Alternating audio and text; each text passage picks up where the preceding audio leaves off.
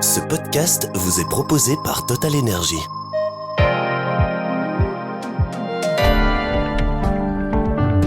Bonjour à toutes et à tous et bienvenue dans votre Trendstalk. Aujourd'hui, nous accueillons Christophe De Beukelaar, qui est chef de file des engagés à Bruxelles, mais qui a annoncé son départ surprise de la politique.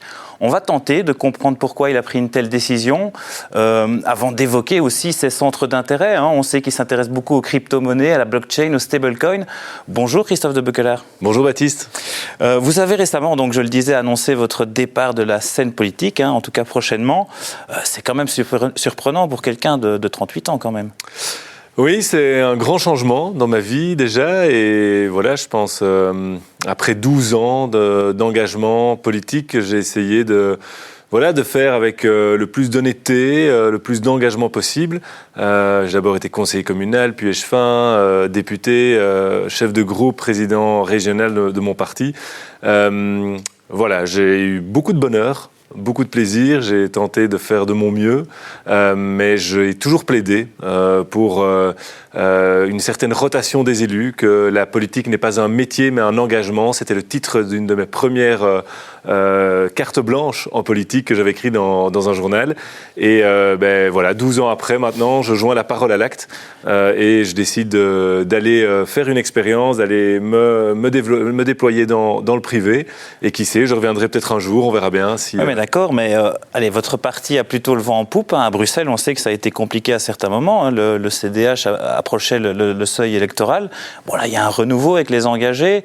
Vous étiez promis peut-être un poste ministériel. Je réitère ma question, c'est quand même étonnant.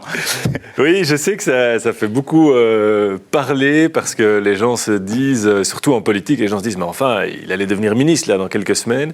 Mais oui, je renonce à ça, je renonce à devenir ministre. Je suis un homme d'idées, un homme qui aime le concret et j'ai acquis petit à petit la conviction ces derniers mois et ces dernières semaines que j'aurai plus d'impact ailleurs, plus d'impact dans la société civile pour faire avancer mes idées.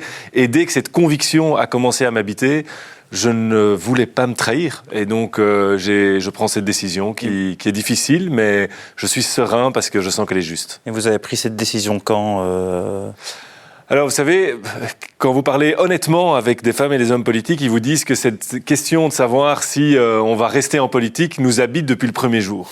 Est-ce que les sacrifices, d'abord aussi, sur la vie privée, c'est vrai que c'est une vie qui est pas facile au niveau privé, mais je joue pas Calimero, chaque métier, chaque engagement a ses plus et ses moins. Mais on doit dire que il y a quand même une série de sacrifices. Et puis, c'est aussi un monde particulier qui réagit beaucoup à l'émotion, qui vraiment accentue toujours ce qui nous oppose au lieu de mettre en valeur ce qui nous rassemble. C'est un monde très fort axé sur le court terme et c'est vrai que ces derniers mois, j'ai senti que mon énergie, mon envie diminuait. Et puis mon père m'a un jour posé cette question, c'était au mois de juin, il me disait « Mais Christophe, en fait, je te vois... aller dans tous les sens et essayer de faire ton maximum, mais tu te souviens pourquoi tu es rentré en politique ? Tu m'avais dit à l'époque, tu rentrais en politique pour essayer de changer les choses, d'avoir de l'impact, de mettre en œuvre des idées, de faire de la politique autrement. Et aujourd'hui, est-ce que tu y arrives encore ? Et donc c'est une forme de résignation alors que les choses ne bougent pas assez vite en politique ? Cette idée m'a habité pendant tout l'été et petit à petit, cette évidence est venue là. C'est-à-dire que je pense que ça dépend de beaucoup de facteurs, notamment aussi de son caractère. Et moi, j'ai un tempérament d'entrepreneur. J'ai été entrepreneur avant de faire de la politique. J'ai envie d'avancer sur du concret, de faire avancer les choses. J'ai des idées avant-gardistes aussi, qui, je le remarque, sont parfois difficiles à défendre en politique. Et en fait, avec tout ça, je pense qu'il y a moyen de faire bouger les choses en politique. Mais ça demande beaucoup d'énergie, beaucoup d'efforts, et c'est ce que j'ai pu donner pendant 12 ans. J'ai fait ce que j'ai pu, je pense, avoir eu de l'impact positif sur une série de dossiers.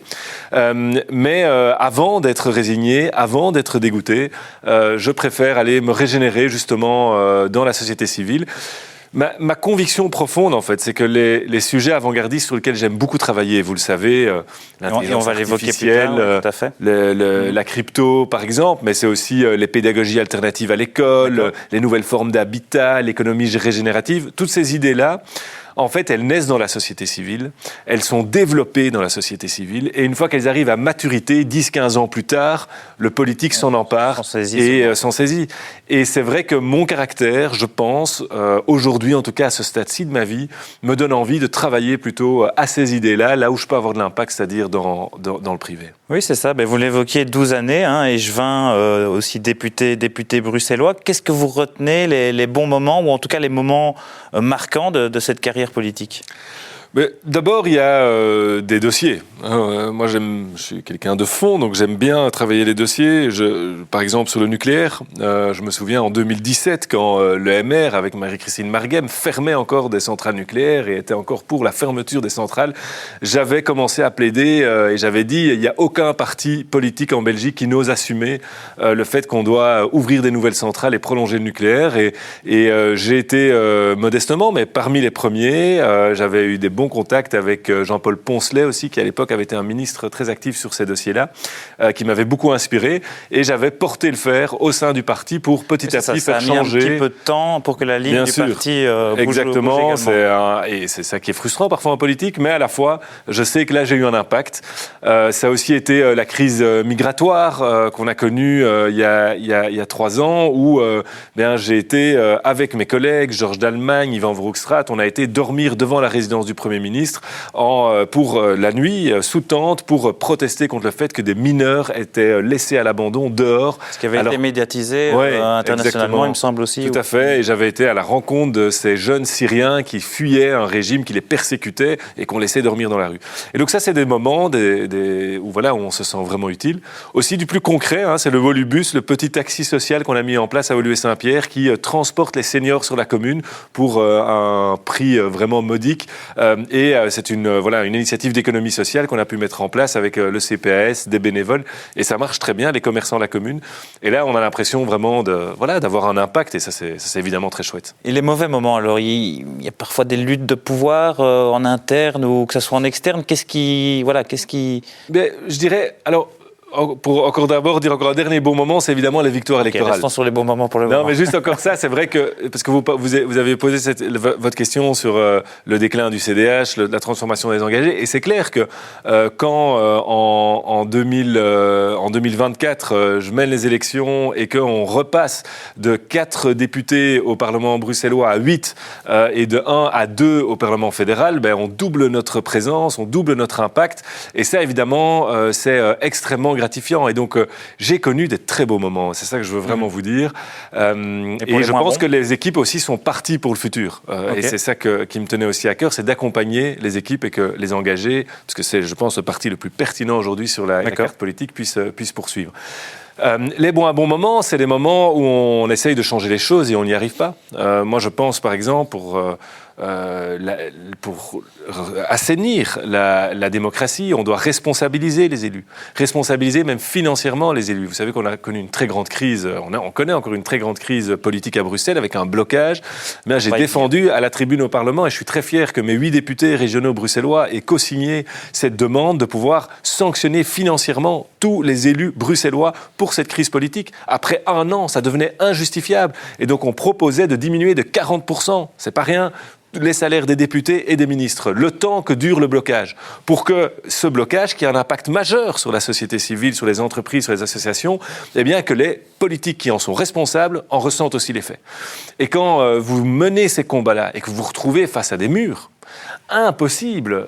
Ce message n'a pas été entendu. Sauf le PTB, qui, là, je dois constater, le PTB, qui sur ces sujets-là aime bien la radicalité. Mais en tous les cas, c'était pour moi une mesure raisonnable, de bonne santé politique, et pas un parti démocratique n'a voulu nous suivre, et je le regrette vraiment. Et c'est vrai que là, vous dites... mais si on n'arrive même pas à parler de ces sujets-là, essayer de faire avancer les mentalités sur des sujets comme ça, c'est compliqué. Eh bien, justement, le débat, et vous l'évoquiez aussi, est de plus en plus exacerbé. Il y a eu des événements qui se sont passés à Liège avec des élus et maires qui se sont fait vilipender, voire même un peu plus. C'est dans cette politique-là non plus que vous ne vous reconnaissez plus, un débat trop extrême ? Oui, je pense que ce qu'on a vu à Liège, c'est scandaleux, c'est une honte pour notre démocratie. Chacun a le droit de s'exprimer, de porter des idées, de se réunir, de faire de la politique, et ça doit se faire dans un climat serein. Alors, bien sûr, moi, je combats toute une série d'idées, que ce soit du MR ou d'autres partis, mais je le fais dans les cénacles, là où, dans le débat, dans un débat ça fait quand même peur pour la démocratie, ce genre de choses. Ça fait très peur, parce que quand on en vient à des violences physiques avec des bandes qui se rassemblent, qui sont agressives, j'aurais pas voulu être à la place des mandataires MR qui arrivaient là et qui, pour leurs idées, sont attaqués de telle façon. Je pense que c'est tout ce que tous les démocrates doivent combattre en permanence, et voir que certains extrémistes dans ces manifestations en arrivent là, ça doit être puni par la loi. Et on l'évoquait, est-ce que la crise politique actuelle a quand même pesé dans votre décision? Bon, voilà 14 mois qu'on patouille. À quel point ça a pu jouer, et à quel point vous êtes aussi peut-être encore motivé pour la résoudre, parce que vous ne lâcherez pas vos mandats avant la fin de cette crise. Ça peut durer longtemps d'ailleurs. Oui, j'ai dit que je resterai jusqu'au bout de la négociation. Je mène d'ailleurs les négociations aujourd'hui budgétaires pour la région, on va en parler j'imagine, et je vais rester jusqu'à ce qu'il y ait une solution, ou au plus tard fin d'année.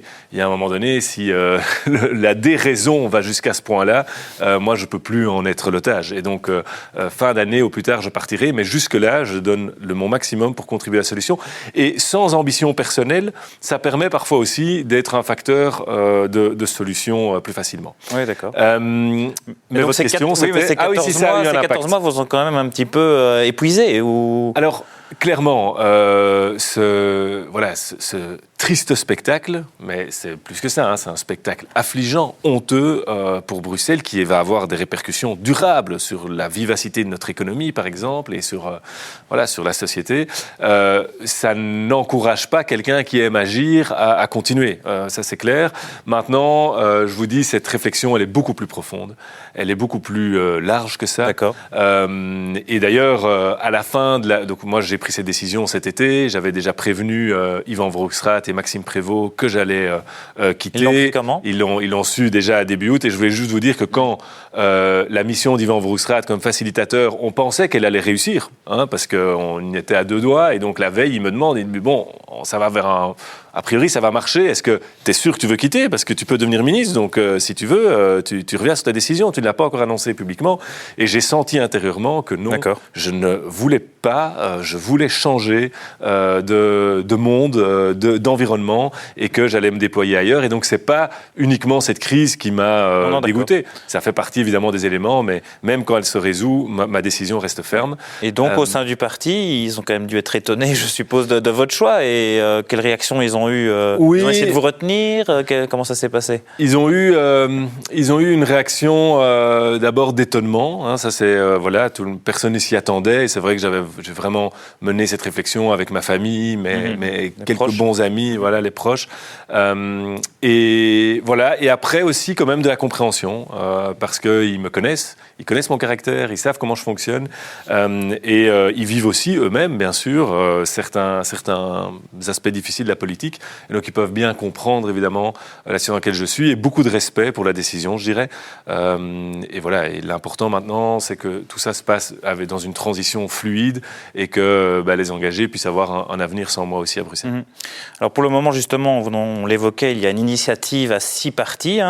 Est-ce que vous pouvez aujourd'hui rassurer les Bruxellois sur une possible sortie de crise ou pas, puisque vous négociez encore, on l'a dit?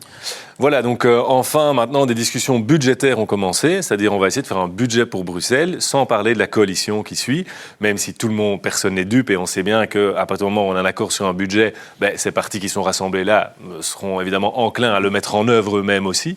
Oui, le MR a refusé, puis maintenant accepte, parce qu'apparemment il y a des chiffres quand même relativement précis sur les objectifs. Voilà, disons que tout le monde a pris un engagement fort, c'est de faire 1 milliard d'économies sur 4 ans, puisqu'il va rester 4 ans. Donc c'est pas rien, sur un budget de 6 milliards et demi, 7 milliards et demi, ça dépend si tu regardes les rentrées ou les dépenses. D'accord. Puisqu'il y a un gros décalage entre les deux. D'accord. Et donc, c'est d'aller chercher ce milliard. Il y a 1,5 milliard de déficit, c'est de le réduire à 500 millions en 5 ans. Donc, ça va être dur. Et ça a convaincu, en effet, les partenaires tous sur la table. Donc, est-ce que je suis optimiste? Vous savez, moi, je suis optimiste depuis le début de cette crise. C'est-à-dire qu'à chaque initiative, je me dis, allez, on met toutes ces forces dans la bataille. Et ici, ça fait 3 jours qu'on se réunit. L'ambiance n'est pas non plus joyeuse parce qu'il y a eu beaucoup de ressentis de la part de tous les partis, mais il y a une réelle volonté à tous d'aboutir et d'essayer d'avancer. Donc pour l'instant, ça tient. Il y a très peu de fuites dans la presse, ce qui est plutôt bon signe. Oui, effectivement. Et il y a cette relation, effectivement, d'être humain à être humain qui est quand même importante dans une négociation. Hein. Vous en parliez là juste maintenant. Il n'y a pas que les négociations chiffrées, il y a vraiment cette relation entre oui, il y a vraiment... la politique, c'est de l'humain. C'est une donnée qui est, par certains acteurs, très, très minimisée, alors qu'il ferait bien de s'en préoccuper plus. Alors, s'il y a un accord sur le budget, il faudra trouver une majorité du côté néerlandophone. Hein. On ne va pas être trop technique, mais donc il faut un 4e partenaire. Pour l'instant, l'initiative du MR a laissé le CDNV en dehors, et aussi la NVA. Et donc, on en revient toujours à cette question, avec ou sans la NVA. Est-ce que ça n'empoisonne pas les négociations en ce moment ? Disons, c'est clair que c'est un peu the elephant in the room, l'éléphant dans la pièce, où on se dit, en fait, une fois qu'on va arriver au bout de ces négociations budgétaires, comment est-ce qu'on va le mettre en œuvre? Il va falloir une majorité pour installer le gouvernement, ou bien laisser l'ancien gouvernement en place, mais on voit bien que c'est pas très durable d'avoir écolo et défis qui sont pas dans qui n'ont pas voté ce budget, mais qui doivent aller appliquer, surtout qu'il y aura plein d'économies et donc des décisions difficiles à prendre. Et donc la question du CDNV va immanquablement se poser. Pour l'instant, l'accord, c'est d'avancer avec ces 6 partis et de voir quel peut être le partenaire néerlandophone supplémentaire, CDNV, NVA ou d'autres si certains veulent. Mais je pense que les partenaires, si je comprends bien la psychologie de chacun, a besoin d'abord d'être rassuré sur la réelle volonté de ce groupe de faire des vraies économies pour ensuite pouvoir voir est-ce qu'on peut éventuellement résoudre ce problème de la NVA qui traîne comme un boulet au pied de la politique bruxelloise depuis un an. Depuis le début. Une fois la parenthèse fermée de la politique, vous avez des projets. Vous aviez dit que vous étiez vous avez été entrepreneur, vous êtes proche des milieux entrepreneuriaux bruxellois. C'est quoi votre avenir ? C'est sûr que je pense que ça va aller vers l'associatif, mais plus que probablement surtout l'entrepreneuriat. Vous savez, les idées qui me tiennent à cœur. J'ai écrit un livre il y a 2 ans, Au-delà du bruit, 10 solutions pour notre avenir, qui dresse plus de 40 solutions pour notre avenir. Et en fait, j'y ai travaillé en tant qu'homme politique. Et aujourd'hui, j'ai envie de travailler à ces mêmes idées, mais du côté de la société civile, dans l'entrepreneuriat. Et donc, ça va être certainement la création d'entreprises dans ces secteurs-là qui me tiennent à cœur. Et voilà, je suis bruxellois, j'aime Bruxelles, je vais rester à Bruxelles et j'ai envie de me connecter aussi au secteur de l'entrepreneuriat bruxellois. J'ai essayé de les défendre au maximum en politique. Maintenant, je vais de l'autre côté de la barrière. Et donc, en fait, avant de parler, de dire publiquement le fait que j'allais arrêter la politique, c'était très difficile de penser au projet d'avenir puisque je ne pouvais pas en parler. Or, maintenant que la politique est clairement c'est ça, mais donc vous avez quand même quelques idées derrière la tête quand même. Voilà, et j'ai beaucoup d'amis dans le monde entrepreneurial et donc les contacts sont en train d'être pris pour commencer à s'inspirer et à rêver Mais on n'en saura pas plus aujourd'hui. Non, pardon. Si c'était ça que vous souhaitiez, non.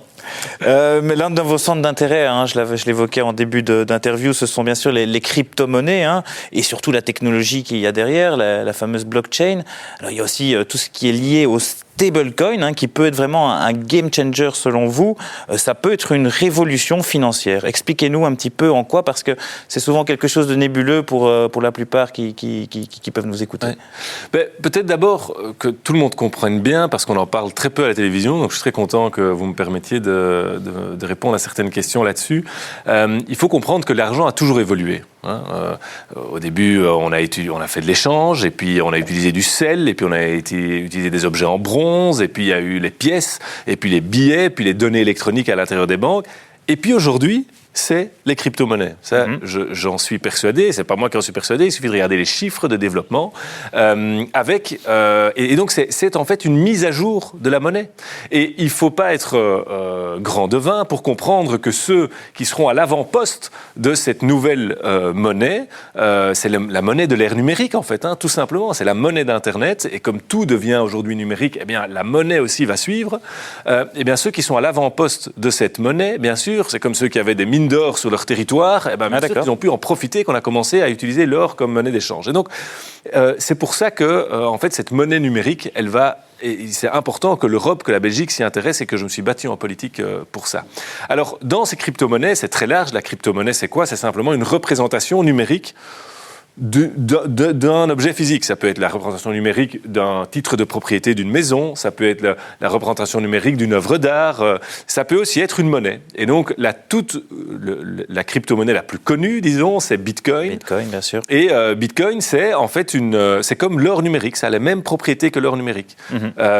Qu'est-ce que, en fait, l'or, au début, tout le monde était content d'utiliser l'or parce que c'est un objet qui est rare, qui est divisible, qui est pérenne dans le temps, sauf que c'est pas très pratique. Il faut l'avoir dans les poches, c'est lourd, c'est pas évident. Et donc on a commencé à les mettre dans les coffres et à demander à des intermédiaires de s'en occuper. Et ces intermédiaires, à la place, ils ont donné des billets pour qu'on puisse commencer à commercer plus facilement. Et alors, ces intermédiaires n'ont pas été tout à fait débiles parce qu'ils se sont dit, mais en fait, comme personne ne vient chercher l'or, ou pas souvent, je peux émettre plus de billets que ce que j'ai d'or dans mes coffres. Et donc, comme ça que tout ce système est né, avec en fait, aujourd'hui, je pense, une grande crise de confiance dans le système monétaire actuel, puisque on a l'impression, et je pense que c'est vrai, qu'il y a beaucoup de fake là-dedans, qu'il y a en fait de la surproduction de monnaie par rapport aux besoins réels et au fonctionnement économique. Et donc, Bitcoin, c'est un peu une solution à ça parce que Bitcoin dit, en fait, le fait que ce soit pas pratique, l'or, eh bien, ça, nous, on le règle parce qu'on a les mêmes propriétés que l'or, mais dans le numérique. Et donc, ça ouvre un champ énorme, évidemment, parce qu'aujourd'hui, je peux prendre mon téléphone et envoyer des Bitcoins à l'autre bout de la planète en quelques secondes pour presque pas de frais et sans intermédiaire. Et de manière complètement sécurisée. Et donc, quand on regarde à la blockchain, je vous coupe. Voilà, regarde à la blockchain, bien sûr.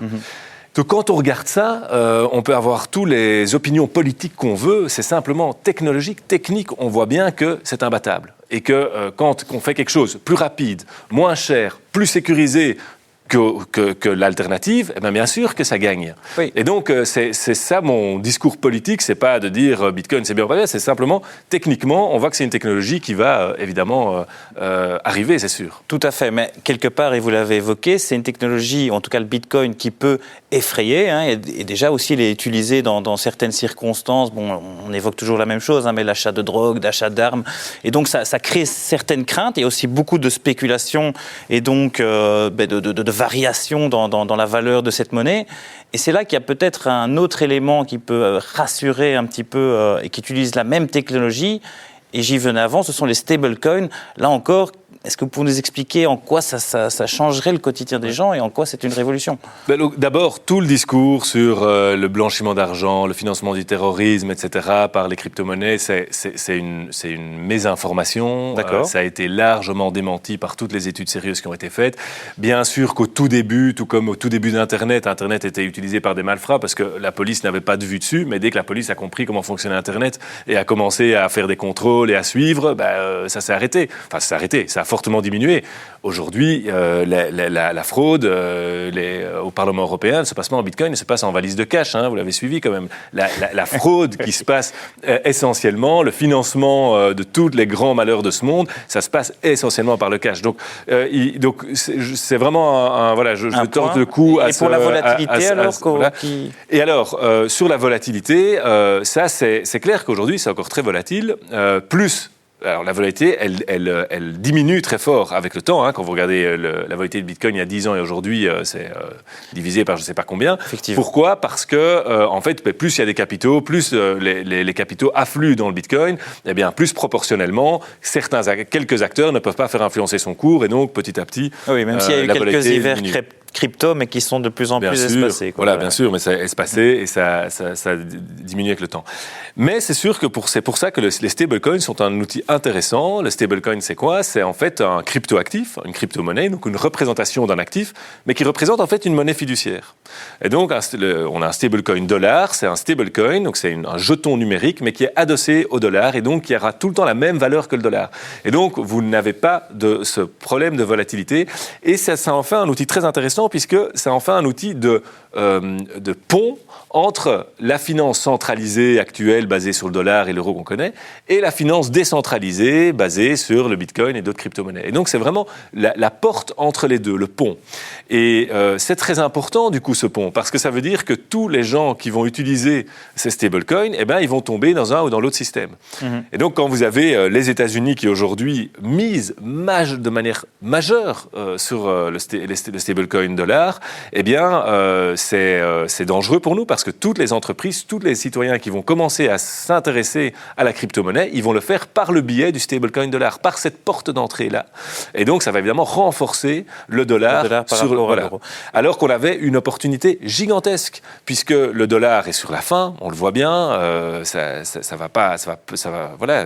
La domination du dollar, en tout cas, est attaquée. C'est ça que je veux dire. La domination du dollar est en train de perdre du terrain. Et on voit bien que Trump, il a déjà à la ça. prochaine révolution. Il est déjà à la prochaine révolution. Il a compris que ça allait passer par les crypto-monnaies, par les stablecoins, et donc il est en train de prendre des années d'avance sur nous. Oui, c'est ça. Et nous, par rapport à ça, la BCE notamment persiste sur cet euro numérique qui est une CBDC, donc une monnaie digitale. Et selon vous, c'est la mauvaise direction. C'est quoi en fait cette monnaie digitale, cet euro digital? Et en quoi c'est différent d'un stablecoin? C'est quoi le problème? Donc l'euro digital, l'euro numérique, c'est une tentative de la Banque Centrale Européenne d'éviter la concurrence des stablecoins et donc de faire en fait une sorte, si vous voulez, de stablecoin public émis par la Banque Centrale Européenne qui pose plusieurs problèmes. Le premier problème, c'est que ça pose un problème majeur de vie privée. Parce qu'en fait, c'est quoi cette nouvelle monnaie numérique? On parle de crypto-monnaie, c'est quoi? C'est en fait une nouvelle, une mise à jour technologique de la monnaie, qui permet de faire de la monnaie programmable. C'est-à-dire que c'est la monnaie qu'on va trouver sur Internet et qu'on va pouvoir programmer. Ça devient technique, donc je ne vais pas m'apesantir là-dessus. Mais il faut comprendre que c'est une évolution technologique. Le problème, c'est quand vous laissez une évolution technologique de cette ampleur gérée par le public, ça va être déjà très lent, avec beaucoup de difficultés d'accès. Et donc, vous voyez bien, en fait, et on le voit dans les applications concrètes, c'est que l'euro numérique va pouvoir être beaucoup plus difficilement utilisé que les stablecoins. Et donc, en fait, toutes les entreprises, tous les agents, tous les pays vont plutôt passer par les stablecoins qui vont être beaucoup plus rapides, faciles à utiliser que l'euro numérique qui va demander énormément, où il y aura énormément d'obstacles pour l'utiliser. Et donc, ça va. De un, je pense que ça ne va pas marcher. Et de deux, c'est très dangereux pour ceux qui l'utiliseront parce que ça permet quand même à la Banque Centrale Européenne d'avoir un accès directement à la monnaie avec laquelle vous achetez au paiement. Et donc, la Chine, par exemple, qui a développé le yuan numérique, justement, utilise ça pour vraiment un contrôle très fort de ses citoyens. C'est pas impossible. Alors, techniquement, ce qui est possible, voilà, je vais le dire comme ça, techniquement, ce qui est possible, c'est demain que quand vous achetez un petit pain au chocolat au boulanger, eh bien, qu'on vous empêche d'utiliser votre euro numérique pour ça, parce qu'on estime qu'on a croisé ça avec vos données de santé, et on estime qu'il ne faut pas que vous mangiez de pain au chocolat. C'est de la science-fiction aujourd'hui. Dans un monde dystopique, mais ça reste de l'ordre du possible. C'est de la science-fiction, parce qu'on a aujourd'hui des institutions qui gèrent ça avec beaucoup de contre-pouvoirs. Mais demain, vous voyez bien comment ça évolue dans nos pays, le risque, c'est d'avoir évidemment des régimes beaucoup plus extrémistes qui arrivent au pouvoir et qui pourraient utiliser cet outil extrêmement puissant pour contrôler la population. Et donc, moi, je pense qu'on doit faire très attention à ce genre d'outils, surtout que les banques n'en veulent pas, les citoyens, ça nous apportera rien comme accélération, comme facilitation d'usage, rien du tout. Ce sera beaucoup plus difficile d'utiliser les euros numériques dans ce monde de la crypto-monnaie que les stablecoins. Donc, en fait, il n'y a aucun avantage que des désavantages. Et les États-Unis, ils ont refusé de faire un dollar numérique depuis la Fed avec deux arguments. Un, c'est un outil communiste et on ne veut pas prendre le chemin de la Chine. Et 2, la Fed n'est pas outillée pour faire gérer une telle évolution technologique qui demande une rapide adaptation, une flexibilité, etc. Et un outil public n'est pas adapté à ça. Et donc elle laisse la place au privé et les stablecoins, en termes de protection, sont décentralisés. Mais quel intérêt pour le citoyen? Qu'est-ce qu'il va faire avec ces stablecoins?